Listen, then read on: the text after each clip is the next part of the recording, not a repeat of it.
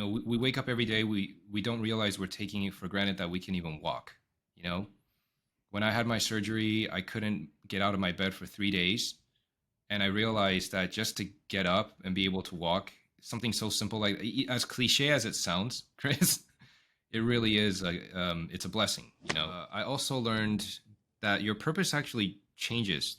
It can change throughout your life. And my purpose has changed in the last 5, 6 years since I've married my wife. Man, you're asking really great questions, Chris. Next time I have to like take out a notepad, write it down, think about it for a few days before I jump on the podcast. Hello, everyone. Welcome to the Sagan Experience, the show where we explore life stories that help you become the absolute best version of yourself. Today, I am joined by Elliot Lee. Elliot is the CEO and co-founder of the Lena and Elliot Group, a luxury real estate firm based in Miami, having done over $1 billion in sales. That's 1 billion with a B, with Elliot having done over $200 million in sales. Elliot is originally from Taiwan, but also grew up in Los Angeles and Shanghai, now based in Miami. Elliot, welcome to the show. Thanks, Chris. Appreciate it, man. Nice to be on here. Absolutely. So I wanted to give the viewers and listeners out there a little bit of context quickly on how we met, because I think it's a bit of an interesting story. So there's this conference in Vegas every year called Thrive, Make Money Matter. And it's for entrepreneurs and business owners. There's all kinds of speakers, motivational speakers from real estate, people having grown, really huge businesses. But what I really love about that conference is it's not only teaching you how to kind of like make money and build your wealth, but also finding ways to really leverage those assets and that wealth to give back and truly make an impact. So I met Elliot at that conference. I randomly, I think, sat next to you one day. I'm super like introverted and like shy. So I don't like, honestly, these conferences where you go like network a bunch. It's just not my style, but I really do like Thrive. That's the only conference I've kind of been to several times. And I chugged a lot of coffee that morning, I guess. And just sat next to you, and like we started chatting and found out we had a ton in common. You also lived in Shanghai as I did. I live in Los Angeles. You live there. Later, we got drinks and found out we have the exact same birthday. Both love entrepreneurship and kind of being the best versions of ourselves. And it's been really cool to kind of keep in touch. And I also saw you in Miami a few months ago when I was there to visit. And then you actually became a client of mine for my art business. We did a commission piece for you and your awesome girl, Aliona. And then I'm going to be a future client of yours when I buy my luxury real estate condo in Miami.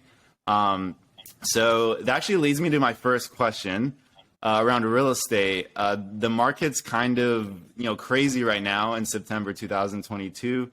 I'm even reading that like people are getting like $0 down mortgages, and it's almost giving me like, inklings of 2008. So what's kind of your take on, what's going on with real estate right now and what's happening in general? Yeah, man. Thanks for asking, bro. And it definitely was really great to meet you at that conference. I remember when you told me what you did, I was like, all right, let's go. I'm in. I'm your client. and then you made that pitch for me. So that was really cool, man. Thank you so much. The real estate market, it behaves a little bit differently here in Miami than it does in the rest of the U.S. So I can speak for the market in context of what we're seeing here. We've performed really well in terms of population growth in the last few years. We have all the Northeast people moving here. Of course, those are cities like New York, Chicago, North Carolina. These have been always feeder markets to South Florida. But this year, what we started seeing was people from the West Coast also coming here. So San Francisco, California. We are starting to see a slowdown in terms of showing activity here in Miami. And a lot of it is due to a lot of fear and uncertainty that's happening in the market, which is understandable. In my opinion, it's really more of a normalization of the market as opposed to big scares and, markets like doomsday market's going to crash type scenario. I think that the market has been rocket fueled in the last year and a half, and it needed to slow down a little bit. Any markets going at that rate is just completely unhealthy for every single market. So that's kind of what we're seeing right now. Moving forward, here in Miami right now is the slow season, which means during the summer season where most people go back to the Northeast, or most Northeasterners go back, and then people from California also go back during the holidays, spend time with their family. And when it comes to November, the market's going to pick up again because we're going to swing right back into high season. So I think that we're having a little bit of a slowdown right now, at least here in Miami. But in about 2 months, we're going to start getting a lot of traffic back. And I think the biggest indicator is going to come when it hits around May or June of next year again. That's when our market starts to slow. And we'll really start to see how many people, what's the percentage of people that really got affected by the pandemic. There's a lot of pent up cash reserves from a lot of people that they were going through spending after this pandemic season. And now I believe that the spending is starting to slow down because people are starting to feel it in their pockets. So I think it's going to be a really interesting year coming up. I don't have a crystal ball, but I remain pretty optimistic on the market myself. So. Do you think so you mostly deal with like luxury real estate, I've seen the type of properties that you showcase and sell, multi-million-dollar, just like beautiful, penthouses. Do you think there's a big difference between kind of that market, that clientele, the way they manage their cash, you mentioned like reserves and the way they use it versus kind of maybe the larger population? Or again, I mentioned earlier, like those $0 down, and I think Bank of America is doing, one of the banks, doing a lot of things to kind of help people buy more properties. But do you think there's kind of a big difference in those markets? And if so, what does that look like in your experience? Yeah, in the last year, we have seen a big difference because of the market being so hot. A lot of people would come in and just sort of purchase the property in cash. They wouldn't necessarily, what I'm seeing in the high end is they wouldn't necessarily go and get an actual mortgage as much as they would leverage their current stock portfolio or current other investments to give them a loan on the backside, so that they could buy the property completely with cash. And that's kind of what we've been seeing. But most of the people I've met in the high net worth, they are really looking for what they want as opposed to what they need. So if they want something that's on the beach, that's non-negotiable, well, then that's the product that they're going to want to find. Most of them is a little bit less affected with what's happening in the market because a lot of people remain very bullish on Miami as a city and Florida as a state as a whole. But I do think there are differences between the two different markets. Yeah. Why do you think Miami's become such a hotspot now, not only for people moving, especially in tech and like Web3, but just in general? I think we're seeing kind of a huge surge of people, perhaps also, for political reasons, and taxes. But why do you think Miami specifically is such a, hot spot right now for people moving, and also just buying real estate and kind of, setting up shop there? Yeah, Miami has been sort of like the child when it comes to all of the other major cities, right? So they say New York is like the grandparents, Los Angeles is like the parents, and Miami is like the children. So Miami is a city that's really just up and coming in the last probably 10 to 15 years. What happens is our state is at least for this year, our state has a lot of basically there's no state income taxes. And what that means is that for a lot of the companies that are coming down here, and these are people that have money, so people that own multi-million-dollar businesses, when they relocate down to Florida, they don't pay state income tax. They can save on average anywhere from 20 to 30% from their company revenues each year. And what happens is a lot of the people that come down here, they can pay for, and they get more for their money when it comes to the looking for properties.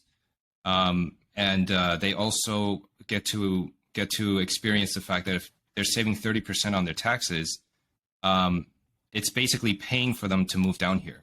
So they're making more money. They're getting a better place at a lower price as it was a year ago. Now our rental market is pretty on par with Los Angeles. So from what I'm seeing, a lot of it is because of the tax deductions. There's no state income tax. Also, the climate mixed with the fact that during the pandemic, a lot of people started realizing that they could work remotely. So why not come to a place where they can save some money while living somewhere with ocean views and still great weather here, while getting all of the tax deductions? So that's been a very big draw. Yeah, and it's honestly a beautiful place to be, like you said as well. You got the ocean, and it's incredibly diverse, not only with the population, but the type of food you eat and the different cultures. So I think it's appealing to like a very wide range of people as well, which is super interesting. Although I think hurricane season is no fun sometimes, but I guess people get used to that, huh? Well, during hurricane seasons, they usually give a 7-day head notice. So most people, if they need to leave, they have time to leave. So that's one thing that is easy for a lot of the people. They go visit their relatives up in the Northeast, or take a vacation out to California, things like that. Yeah. All right. So Elliot, I want to ask you kind of I think more like, personal, deeper question. What is the hardest thing you've ever been through in your life so far, whether it's, something in your career or maybe something like physical that's happened to you, and kind of describe that moment and how you overcame it? Yeah, so the most difficult moment in my life is when I had my spine surgery. This happened about 12 years ago, right before I got my real estate license.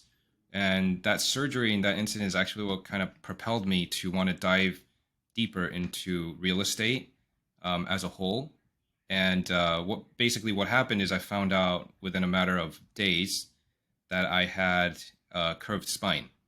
And I went to the doctors, and the doctor measured my spine on a protractor, which came out to about 55 degrees. So just kind of imagine on a protractor, that kind of curve. And they told me I had critical condition and I had to have surgery right away. I couldn't make that decision to have the surgery because at the time it was a high risk type of surgery. It was about a 50% chance of success and 50% chance of failure. But the failure meaning is not only, say, death, for example, right? Like, could also mean you're paralyzed or one of your nerve endings, one of your nerves got, killed up, one of your nerve endings got shot or something. So I couldn't make that decision. About 2 years later, we finally made the decision to have that surgery. And the reason that is because they came out with a new technology that basically brought my chances up to 80% rate of success. So I made the decision to go in on the surgery. Long story short, the surgery took a total of 6 hours for just the surgery, the operation. They gave me 23 titanium screws and 2 titanium rods that basically fused together with my spine. Without getting too deep into it, but the surgery was 6 hours. The total recovery for me was about a year and a half, and I was hospitalized for 2.5 weeks. And that kind of made a huge impact in my life because when I went back to university, my perception just changed. I wanted to do something that I wanted to kind of get off my ass and just find something and kind of start building my career. So that was a huge impact. Is that what kind of like shifted your perspective and then got you on this like trajectory to really, find your, purpose and, dive full on into real estate? Was it because of like that type of realization that allowed you to do that? Yes, absolutely. I mean, when you first go to school, you meet with your friends, you hang out with them, you have fun with them, right? You go out, have dinners, drink some beers, or you just kind of go out with them. And that's all fun and games. But after the surgery, when I went back, I just couldn't help to realize that it was not a waste of time in terms of being with my friends, because that's never a waste of time, but more a waste of time as in what am I doing with my life? So that kind of propelled me to make the decision to kind of just jump in and we'll figure everything out from there. And when I noticed that there was a need with university students in protecting their security deposits, I thought that it would be something that I can do to kind of help out in that regard, while getting compensated for it, of course, but just to help them, teach them how to protect their security deposits and things like that. So, we always take, we wake up every day, we don't realize we're taking it for granted that we can even walk. When I had my surgery, I couldn't get out of my bed for 3 days. And I realized that just to get up and be able to walk, something so simple, like as cliche as it sounds, Chris, it really is it's a blessing. It sounds crazy, but when you're in the hospital the way I was, you start realizing, man, that's really what's important. No, seriously, I love that you. Yeah. I love that you mentioned that because I think when we're healthy and like well,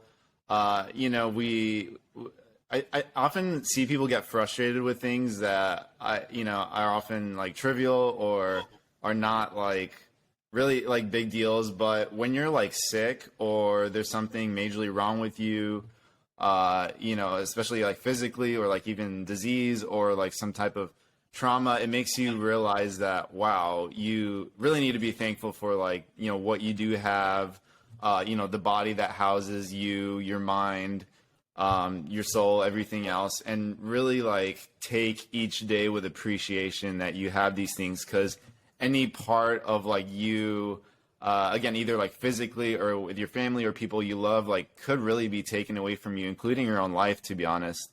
So I think having that like deep realization and like feeling it is like really important. And it sounds like you had that experience, which really put you on a path to want to like help others, take your life more seriously, and build something of meaning and value, which I feel like you've done. So that's really cool. I love that you shared that. So I want to take a little bit more on kind of a positive note, and I want to ask you, what's the happiest you've ever been in your life, and kind of describe like that moment and that feeling and what happened. My happiest moment would have to be the day that I booked the ticket with my wife to go to Italy. Well, of course, marrying her is my happiest moment. But we worked at one point. We were both working to pay our bills. And we've been able to create this life after these years, that we can actually take time off, go on a huge trip, and really spend a lot of time enjoying it and fully disconnecting. And that was a huge milestone for the both of us, because we built it for all these years. I don't know if that's maybe the right thing for me to say, or but that was definitely one of my happiest moments, knowing that I could provide that kind of life. I think that's pretty awesome.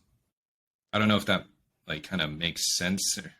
Dude, there's no right or wrong answers here. I do want to so you can kind of commission me to do this life story of you and Aliona, your wife, and kind of your love life journey together.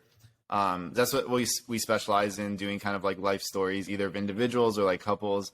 And I remember you telling me your guys' story, and one of the things that stood out to me was how you both met at a point where I wouldn't say you both were like struggling, but I remember one story you said that I think you guys would go into Walmart, and hopefully it's okay that I'm sharing this. That I think you would like maybe take like a pizza or something from the frozen section, and it was like hard to get by, honestly, but both of you like loved each other and stuck with each other, and there's no kind of like judgment on either way, and I finally got to meet her, you know, in March or April when I saw you in Miami. And you guys are just like the most lovely like couple ever. And I think seeing you both like learning about your story and growing together, it totally makes sense that that's one of the happiest moments for you because I feel like, and again, I'm kind of telling your story like for you now. You can kind of correct me if you know if I'm wrong, but I think going through those hard times together and then just having like that moment where like, oh my God, we're able to go to like Italy and like experience all these things together and just having almost like that like relief after working like so hard and sticking with each other for so long to get to that point.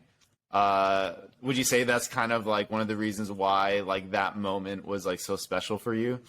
Yeah, yeah. It's not so much that, oh man, we got to book a trip to Italy. I got to see the Colosseum. You know, it's that we've just been both building for so long, and to get to this point, it's big for sort of the both of us. Now that we can just take time off whenever we want to, having that sort of freedom has been a great experience and sort of life changing for us. And this is always something that I wanted to provide for her too, you know, a life where she can design by she can create by whatever she wants to design, not held back to any kind of restriction or society restrictions in terms of needing to make money, having a job, and all that. And ultimately, I think that's what all of us are sort of building in this life for, right? Absolutely.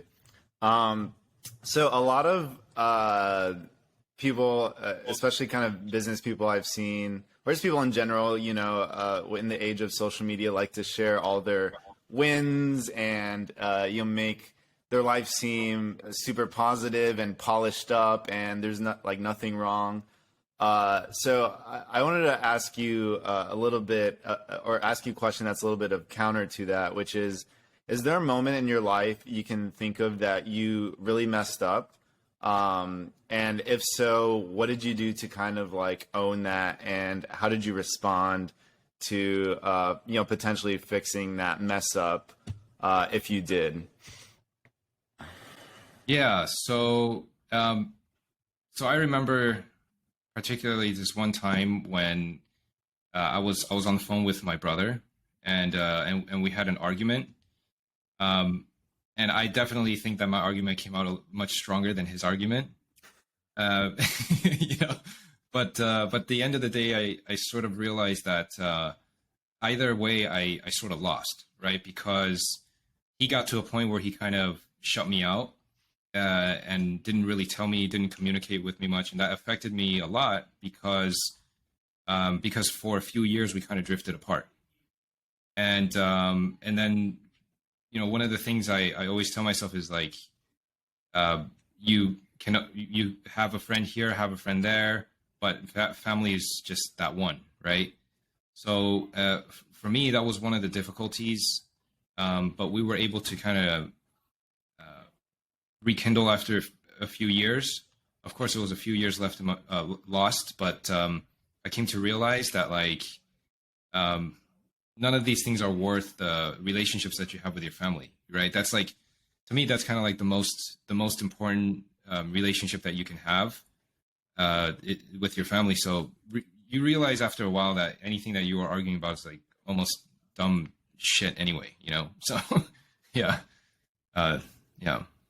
Yeah, I think a lot of us, you know, try and be right all the time. And we're always, you know, if there's ever like disagreement or some type of conflict, you know, the pursuit of like being the correct one, I think, you know, versus like maybe listening with like intent, you know, acknowledging that. And maybe even if you don't disagree with the other, you know, person, or sorry, if you do disagree with the other person, you know, realizing that it's maybe just different perspectives, right? Versus like being right or wrong. And yeah, I have a brother as well. You know, he's very different than me, and you know, sometimes we'll like butt heads too. So yeah, I'm glad though that you kind of got to like rekindle that, and yeah, figure out it's just not worth it to kind of like have that resentment build up over time, right? Yeah. So All right, another left field question here for you, Elliot. What is the best investment you've made of $100 or less? And this can be like a physical item. This can be maybe, I don't know, a stock investment. It can be whatever it is. What's something that you've spent $100 or less on that you, to this day, are like, wow, that was like a really smart way for me to invest that money?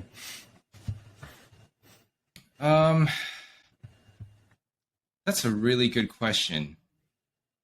Last time that I had spent $100 that paid me back much more. Um, I played a game with my cousin. It was a stupid bet. It wasn't for 100. It was for like $50, and um, and I wanted her to tell me something about these credit cards that I've been asking her because she's like an expert in this, and she wouldn't tell me. So finally, when I lost, when we made the bet, I got lucky and I won. And I said that, I'll give you this 50, but I also want to know what you were trying to tell me about these damn credit cards that for some reason she just didn't tell me. And then she taught me about 0% interest credit cards, and I didn't know those existed at all. And if you really think about it, a 0% interest credit card basically is somebody giving you free money if you understand that within that time period that it expires, you could pay all of it back. And so when she had told me about this, I kind of had this aha moment, and that's what helped me begin to actually even scale my company. So I would probably say that was probably the best $50 I've spent so far. That's a really good one, actually, because when most people answer this question, it's usually, yeah, like a physical like item that they bought. But this is like essentially you receiving knowledge that can help you, amplify that return on the $50 that you got. Now you have to tell me though, what credit card was it that, and I think there's probably several, but what was kind of the one that you leveraged? So when that was basically when I learned the difference between good debt and bad debt, right? That was kind of like the aha moment for me. It's like, oh, there's good debt that you can use, and it can help you bring your business to another level. And then there's the bad debt where you get a loan and spend it on a brand new GTS Porsche 911,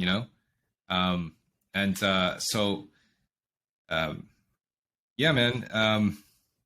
So would you say with like bad debt versus good debt, especially in real estate, and correct me if I'm wrong, but you're getting like a loan, right? And then essentially investing that typically maybe in properties or something where it builds up your assets, which, kind of builds up your, let's say, net worth or your asset bank. And then you're able to like leverage the amount of those assets to get other loans. And then essentially you obviously have to be smart in that you're getting returns on those assets. People like to say it's like, passive income or whatever it is, but you kind of build from that, right? Again, versus a bad debt, which may be, honestly, like I think these days, like student loans, because a lot of people aren't getting that same return. That's just my opinion. When you go into these kind of old institutions, that the piece of paper for diploma doesn't mean what it means today, what it used to. But could you just quickly explain kind of the difference between good debt and bad debt? Am I kind of getting that right? That's how you would leverage it? Yes. So good debt basically is something that you invest into that is an asset. The asset pays you so that you could pay off the debt. That's why it's good debt, because you're using it to further your ambition or further your goal, whatever it may be. That's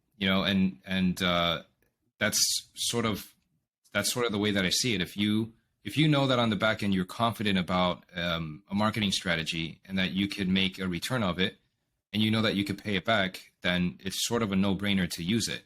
Of course, the caveat is if you're going to embark on any kind of a marketing journey, or just make sure you do your due diligence, because if you don't make that back, I mean, it's sort of a safeguard in a way, right? Like it's basically the bank telling you, I'll lend you this money, but you just have to make sure you pay me back. So the safeguard is basically, if you're so confident in the product, then you'll basically know that you could pay it back, right? And if you don't have that kind of confidence in that kind of product, you probably shouldn't be using that and leveraging it in the first place. And that kind of brings me to the second topic. They say that there's a huge truth to the fact that over 95% of millionaires become so through owning real estate. And that's a very real statistic, and it's a real metric.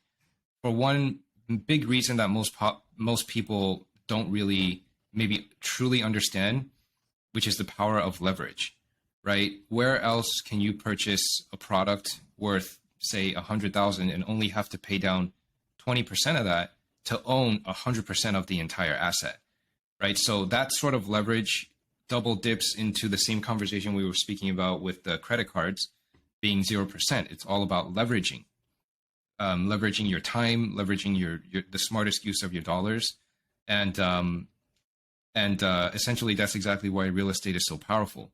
You have the leverage of owning an asset at a certain price, but getting the rent based off of the entire price of the asset, as opposed to only 20%. And also the fact that you have tax leveraging, you have leveraging of the market appreciation as a whole, and you also have leverage on the cash flow. So if you're paying something that's 20% of something worth 100, say for example an iPhone, you're paying 20% for an iPhone. It's not like you can lend your iPhone out to somebody, or you probably could, but I don't know if there's a market for that. And then you can charge other people rent that pays off that phone. So essentially you're not even paying for that asset. So a lot of people look at mortgage as a debt. Really, it's a lot of times I like to say that mortgage is equity gained on your property, because yes, there's an interest that you pay to the bank, but that interest comes in a form of leverage that you get to use. Instead of paying 100 grand into one product, you can split up and spend 20,000 on maybe 5 different properties. Then right there, you can own 5 times the amount that you would have if you wouldn't be able to leverage. So a lot of it really is just in the math itself. That is the reason why real estate is really so powerful. And Chris, another thing I really want to point out is we're starting to get a lot of institutional investors, big hedge funds, the Citadels, the Blackstones. They're buying up U.S. residential neighborhoods, right? And in 2020, in this year, hedge funds account for about 15% of all single-family purchases, right? They've been scooping up single-family homes, but this year, why are they so much more aggressive? Because they're starting to now look at single-family homes as asset classes. That was never usually the case. So as it continues to go on, younger generations like us, the millennial generations and anything younger, will have a more and more difficult time entering into this sort of basic market of home ownership, which is the starting path to financial freedom, right? To living the American dream. A lot of it starts with real estate because of the power of the leverage. What happens if the institutional investors continue to purchase 20, 30, 40% of these markets? It takes away a lot of the opportunity from younger generations. And this financial freedom, this American dream is slowly just being chiseled by institutional investors. I believe that for our generation and people younger, it's very important to be able to have that path to financial freedom. And a lot of it starts by simply just owning a home, so. Great point. So how would you, which you did touch on this a little bit, but how could, our generation, the millennials and even like Gen Z start to think about, building that wealth through real estate? So for me, I've seen kind of one way to really start, I guess acquiring more like money and wealth is through service, because it's really, you don't have to like buy, a warehouse to like produce a product, or, like you used to kind of traditionally back in the day for business. You can essentially provide a service, especially online, where you just need like a laptop and like a phone, where it's something that you either can become an expert on, or something unique to you that you've experienced that you can share the knowledge of, and then provide that as a service, similar to what you did with the college students. That's high margin. It brings in, and then once you've kind of built up enough, be able to like invest that. So what would you say with someone who's like built up maybe a little bit of a reserve? Would you say it's like multi-family, units, like kind of apartment blocks? Is it like single family homes? Like, what's kind of the smartest approach to take as like a first investment in a property for people in this position? Yeah. So I run a wealth building class for some of my clients. A lot of them are younger who really want to learn how to build a portfolio. And one of the things that that we always touch on is the fact that, if you have a little bit of money, that's your earned income, that's the path of getting rich, right? And that's the way that I kind of look at it. The other path is the path to wealth. In my opinion, the way I see it is being wealthy is being able to make money while you're sleeping, right? So there's active wealth and there's passive wealth.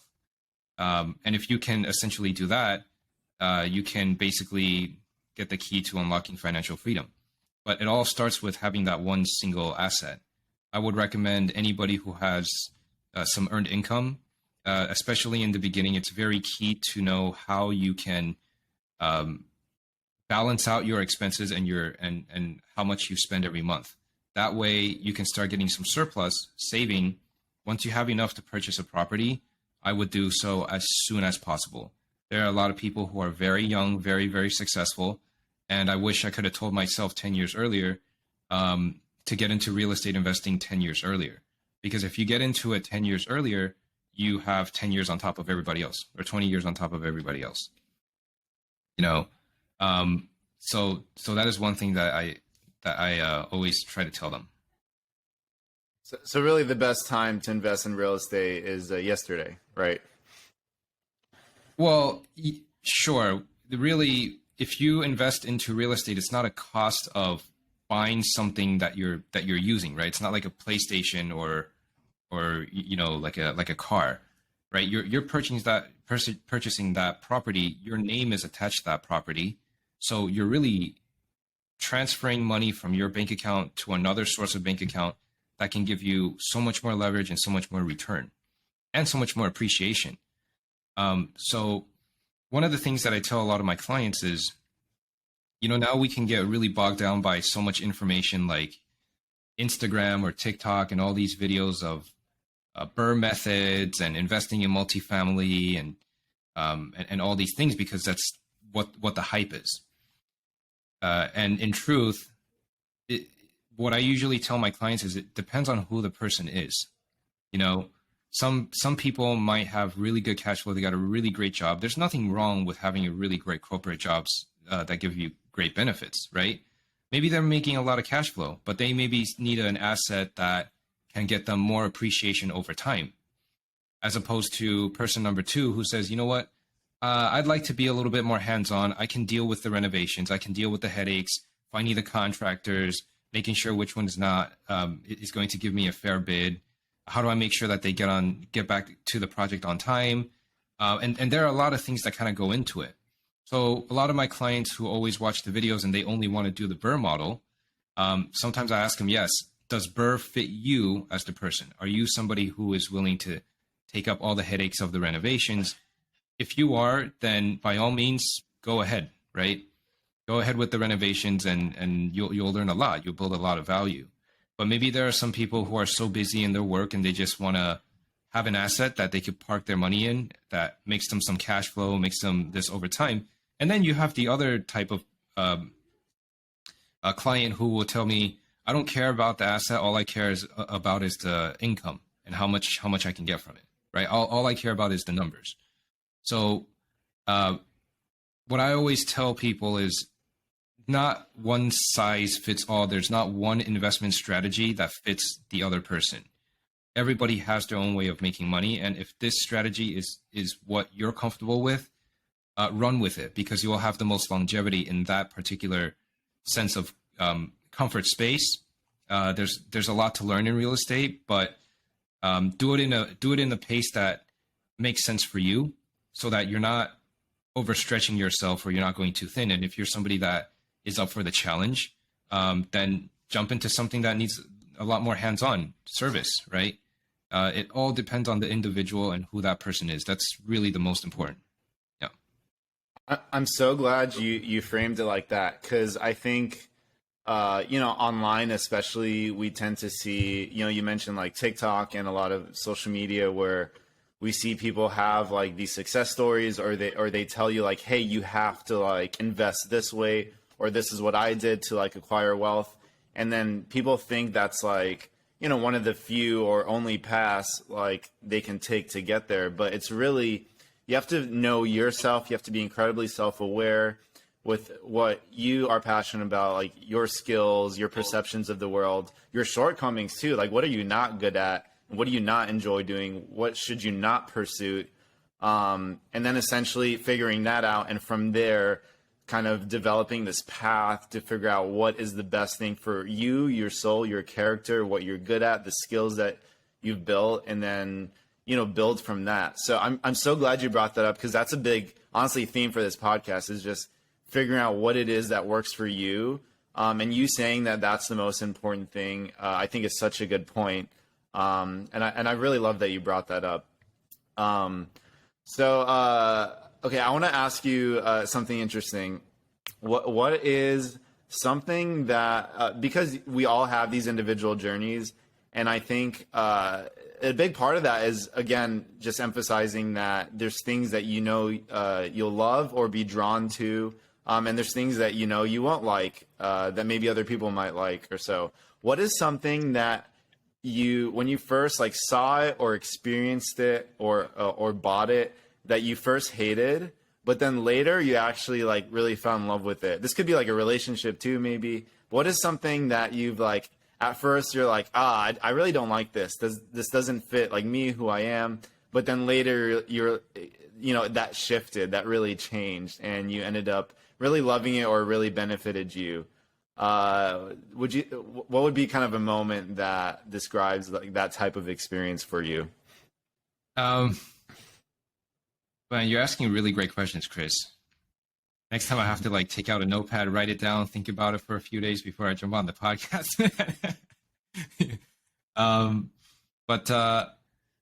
We got this hotel room when we traveled out to Italy not too long ago, and I don't mean to keep bringing it up, but this specific example kind of falls down right there in the bucket. So we got this hotel room, and it was supposed to have like the best view of the Amalfi Coast and all this stuff. And so when we got to the hotel, it wasn't super lavish. It wasn't like crazy marble everywhere and flashy and things like that. It was a very sort of Italian. And you go inside and you see these little tiles on the floor, just like my Italian friend's grandma's house, right? Something like that. And everything you see is kind of just, okay, it's normal, it's nice. And it was at night. We didn't really see much of the view. And when I got in there, I thought it was, it's okay. It's not the price I paid, okay, but it's whatever at this point. And over the course of 4 days, I remember going back to it and just starting to like that energy more and more. And by the fourth day, it was something that I didn't want to leave.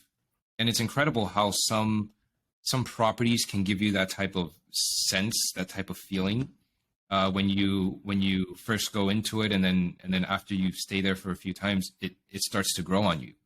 And then you have the other side of that spectrum where you have the buildings you go in. At first, you're like, wow, this is amazing, right? And then after a few days, you're kind of like, all right, it's cool, whatever, So that was definitely something that I really took notice, and that really also builds a lot of intrinsic value in property values and prices.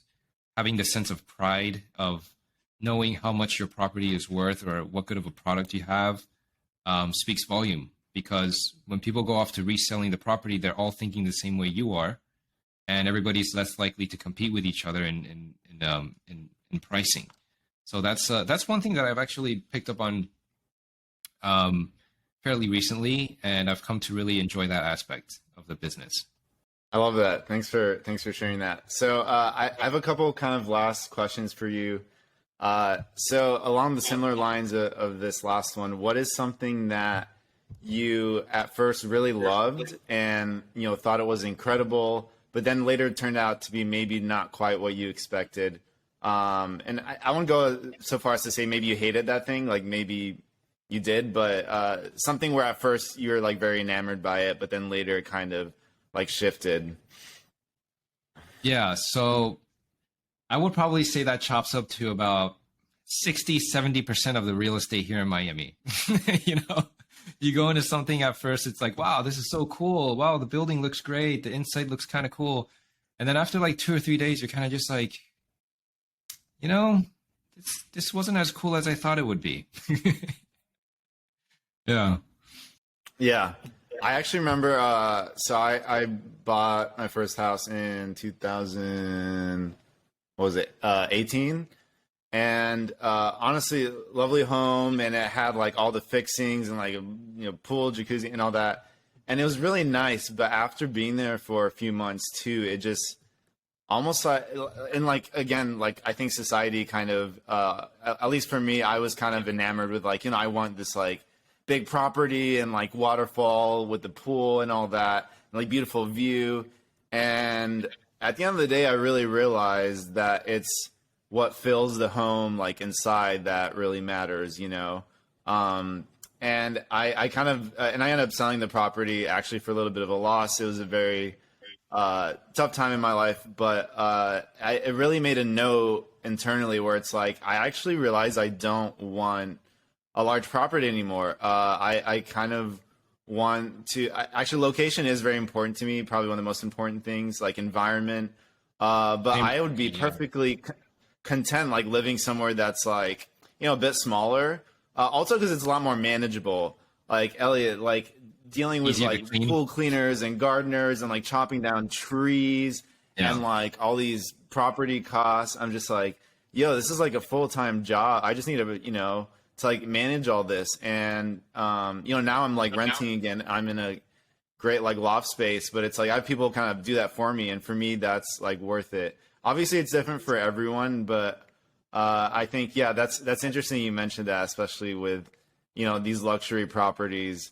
And not saying that the type of properties you sell, I'm sure are, very well vetted. And at the end of the day, it's really, the decision of the buyer to buy like what's right for them. But I think it is an interesting point, like really think through deep down what you really want and what suits you. Again, going back to you personally, what is it that really matches you and not what you think, you might want based on like what you've been encouraged by your friends, family, society, people like you aspire to even. So just really think about what it is for you. And I'm really glad I realized that, so I don't kind of, go through that trap again, in some senses. Yeah. You'll be really surprised, man, because there are a lot of even high-end buildings here that when you walk into, you're just shocked because you don't understand how something can be so expensive, but is just not up to par. You'll be surprised, man. So I really everything that I do, I just kind of I watch out for people's backs. I don't really force a sale down their throat or anything like that. I know when is something that they really want, and I know also, in my point of view, we have to bring some kind of value to our clients, right? And what is the value if we're just gonna bring them there to see a home and they purchase something? Where's the actual value that we give to our customers? So when it comes to these pre-construction, which is what I specialize in, the sale process really differentiates than the regular resale market. So a lot of the things that people don't know can end up hurting them, and not all properties make money, So I kind of just try to look out for their backs. I tell them how it is, and I help them make an informed decision. I tell them to watch out for things that that we've seen in all of our years working in the pre-construction industry, to basically help them make a good financial decision. You know, it's easy for people to walk into a sales center, nice AC, you know, you have people bringing you food, you have nice music, you have beautiful pictures, and you have, you know, the videos and movies and this promise of this whole oasis or lifestyle, you know, and it's easy for people to get sucked into that. But that's the process of how developers or builders, that's how they sell, right? So the key point is to understand that it is still a sales process, and what you don't know in that transaction can end up hurting you. So in terms of dealing with new construction, I always recommend for buyers, even on the buyer side, to have an experienced real estate agent on their side, because they absolutely can bring a lot of value. It is also true that there's a lot of bad eggs out there. Our business really is, there's a statistic I'll just tell you real quick, Chris, is that in the real estate business, there's an 80 and 20 rule. There's a rule to that to almost everything in life, right? But 80-20 rule basically states that 80% of the total real estate revenue is made by only 20% of all realtors, right? So statistically speaking, you'd have to maybe interview 10 realtors to find 2 of them that are qualified. Most people, they probably use their families, you know, like their cousins and friends and family to help them in their transaction, which is great, which is fine. I understand it, but you really want somebody that knows what they're doing, because it's a large purchase. And a lot of the times it's somebody's largest asset they will ever purchase. And when you think about it, that's a really big word, right? This is the largest asset you're ever going to purchase. That's not something that should be taken care of, you know, without any seriousness to it, right? So it's a big asset. It's a big decision, but it also brings you a lot of financial stability going through it. So I definitely believe in the entire real estate industry as a whole, you know? Yeah, absolutely. And, you know, your track record speaks for itself too. You know, I've seen, the sales you've done, and, you know, even just like the reviews and the feedback, you know, there's someone like your LinkedIn. And yeah, I think real estate can be complex too, especially with like the contracts. I remember going through that whole experience. The huge benefit of having an agent was really to help you, navigate the contracts, make sure you're not getting screwed, like having you know, the client's best interest in mind as well, instead of, you know, just getting the sale and trying to make like a commission. So I'm really glad you brought the 80-20 rule up. I think it's called like Pareto's principle. And I've seen that play out in so many other areas of life too, especially in business, in terms of like, typically 20% of the input, derives like 80% of the output. So, and it's really finding leverage points, right? So if a business, whether it's like services that you're offering, like usually, you know, the 20% of the services you offer yield like 80% of like the income, or maybe it's like 20% of like, you know, your staff are really producing 80% of the results. It's usually concentrated in one certain area. And I really feel that's interesting, because you can then always continue on that path of finding the 20% of the 20% of the 20%, where you're really optimizing for like the maximum output. I think that's true in the way like governments and countries are run, where, you know, unfortunately, and fortunately in some, you know, circumstances, you have like 20% of the population that's really yielding 80% of like the output of GDP. And it was really interesting when I kind of started looking at life a little bit like that. Even with like your everyday life, you know, hey, if I'm spending, I don't know, 20% of my energy and effort to like be healthy and work out and be mentally, you know, the best I can be, what is the 80% that's yielded from that to really be the best person like I can be? So I love how you applied that, you know, to real estate too. And it's a really great way, I think, of like looking at life. Well, I really think, as well. I really think it's more like 90-10 in our industry, as opposed to the 80 and 20, you know? So I think if people are careful who they work with, they can work with a broker that can definitely bring them a ton of value. And it's not just that, it's building wealth and knowing how to negotiate against the other side amicably,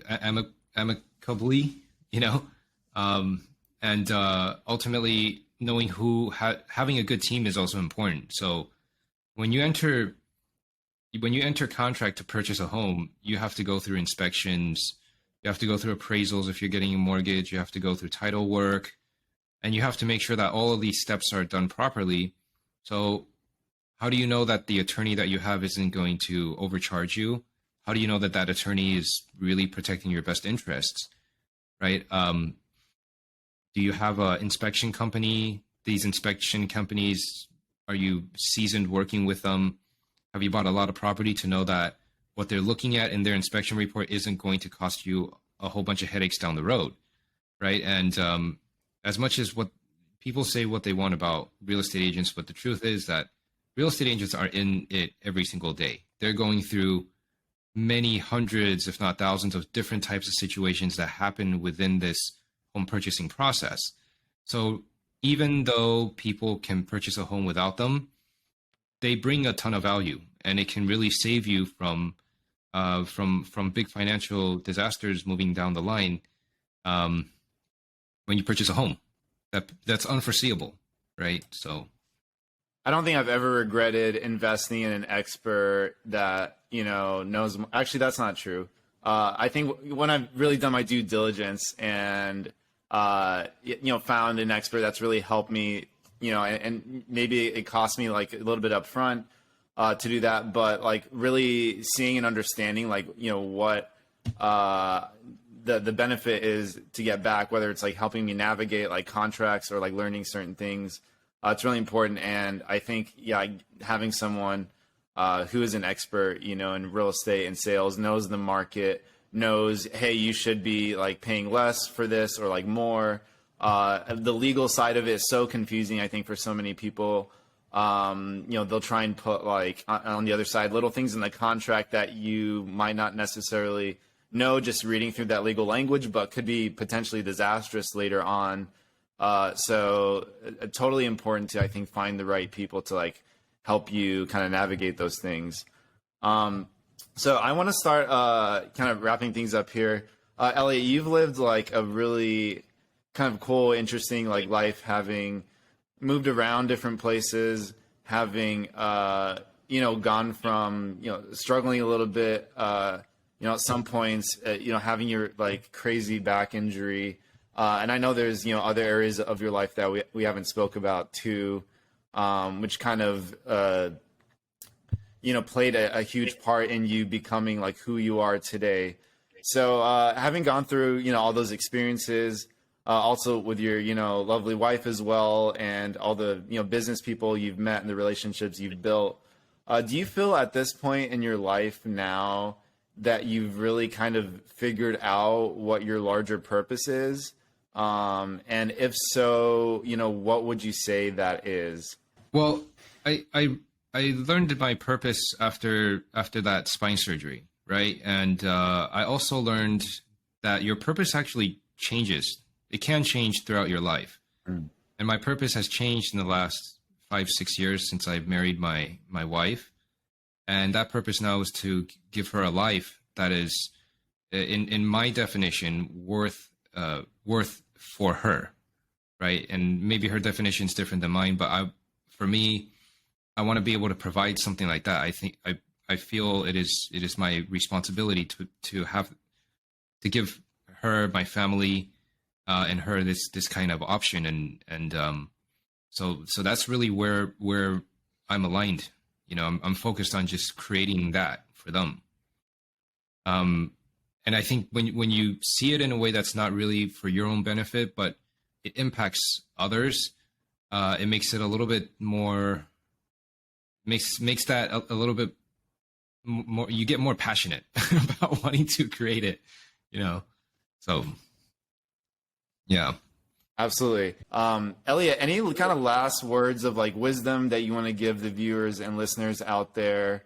Whether it's like, in real estate or life, or just anything that you kind of feel like you want to share as parting words, from your heart.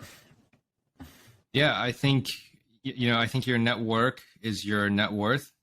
And I think it's great that you're doing this podcast for a lot of people, and I'm sure you're going to feature a lot of really cool people on here. So probably my last word of advice is to tune into your episodes because they're giving off a ton of value for the listeners, and for everybody to at least take a look into this into the work that Chris does. It's pretty incredible. Mine's is kind of private, so I don't really like sharing it too much, but it's a very cool experience, man. So thanks so much for that. Yeah, thank you, dude. Last thing I'll say is one thing I really love about you is, when I first texted you to do this, I was like, dude, I gotta convince him to come on, and he's a busy guy and has a lot going on, and you just wrote back very simply dude, I just want to support you, I'm just here to support you. And I think that speaks a lot to your character, you're and even as you commission the art piece and all that, it's obviously clear you really want to give to others, and I can feel that, and I think that's really important to me, so I just want to relay that to you. I do appreciate that. So thanks, man.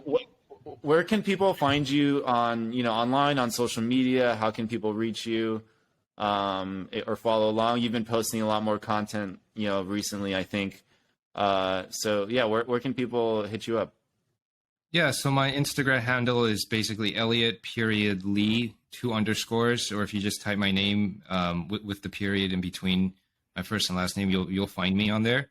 And thank you so much for featuring me on your podcast. I don't have a lot of experience with it, so I probably stuttered a little bit today, but it's been a really fun experience, Chris. Yeah, absolutely. And it's Elliot with 2 L's and 1 T, right? Yeah, the best way to spell it. For sure. All right, Elliot, thank you so much for being on the show. I appreciate it. And thank you to all the listeners and viewers out there. And we'll see you in the next episode. Bye. Thanks, man.